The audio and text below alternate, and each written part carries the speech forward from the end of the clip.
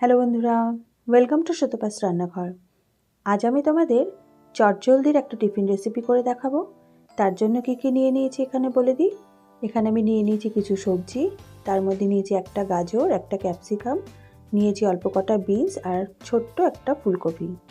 এগুলোকে আমি সবই ছোট ছোট করে টুকরো করে নিয়েছি। তোমরা চাইলে এখন সিজনাল যত সবজি আছে, কড়াইশুঁটিও এর মধ্যে অ্যাড করতে পারো বা তোমাদের পছন্দের সবজিও অ্যাড করতে পারো। তো সবজিগুলো আমি ছোট ছোট করে কেটে নিয়েছি। এবার কড়াইতে দিয়ে দিয়েছি 2.5 চামচ মতন সাদা তেল। প্রথমে 1 মুঠো বাদাম আমি একটু ভেজে নেব। এটা যে প্যাকেট বাদামগুলো পাওয়া যায়, সল্টেড বাদামগুলো, সেটাই আমি এখানে নিয়েছি। সল্টটা ফেলে দিয়ে সেই বাদামটা আমি একটু ভেজে তুলে নিলাম। এবার এই তেলের মধ্যে দিয়ে দিচ্ছি 1/2 চামচ সর্ষে, দিয়ে দিচ্ছি 2টো শুকনো লঙ্কা একটু ফাটিয়ে নিয়ে দিয়ে দিলাম। তোমরা চাইলে এখানে কারি পাতাও অ্যাড করতে পারো, তবে কারি পাতাটা আজকে আমার কাছে নেই বলে স্কিপ করেছি। এবার দিয়ে দিলাম সবজিগুলো আমি ভালো করে কেটে ধুয়ে নিয়েছি। এবার সবজিগুলো দিয়ে মিডিয়াম ফ্লেমে আমি একটু ভাজা ভাজা করে নেব। দিয়ে দিলাম অল্প একটু নুন, যাতে তাড়াতাড়ি একটু সবজিগুলো সেদ্ধ হয়ে যায়। আর দিয়ে দিচ্ছি পোলাওয়ের মধ্যে একটা সুন্দর কালার আসার জন্য অল্প একটু হলুদ।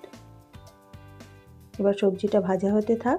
ততক্ষণে আমি এই টিফিনটা বানাচ্ছি 3 জনের মতন। আমি এখানে 3 জনের মতন চিড়ে নিয়ে নিয়েছি।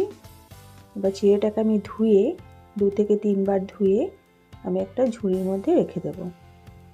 তো চিড়েটা দেখো আমি 3 বার ধুয়ে দিয়ে একটা ঝুড়ির মধ্যে রেখে দিয়েছি, যাতে ঝরঝরে হয়ে জলটা ঝরে যায়। এদিকে দেখো সবজিটাও খুব ভালো করে ভাজা হয়ে গেছে।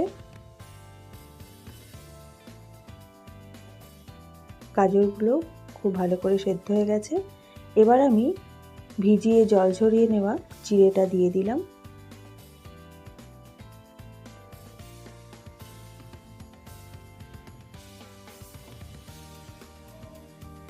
এবার দিয়ে দেবো 1/2 চামচ গোলমরিচের গুঁড়ো।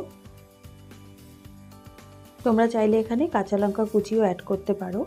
তো আমি যেহেতু আমার ছেলের জন্য বানাচ্ছি, তাই কাঁচা লঙ্কাটা আমি স্কিপ করেছি।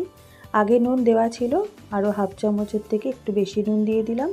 আর দিয়ে দিলাম 1 চামচ চিনি। এটা সম্পূর্ণ নিরামিষভাবে আমি বানাচ্ছি। চিনিটা আমি একটু ব্যালেন্স আনার জন্যই দিয়েছি। এবার খুব ভালো করে সবগুলো একসাথে মিশিয়ে নেব। এবার দিয়ে দিচ্ছি নারকেল কোড়া প্রায় 4 চামচের মতো। নিরামিষভাবে এইভাবে বানালে নারকেল দিয়ে তোমরা বানিয়ে দেখবে, খেতে কিন্তু অপূর্ব হয়। এরপর দিয়ে দেবো ভেজে রাখা বাদামগুলো।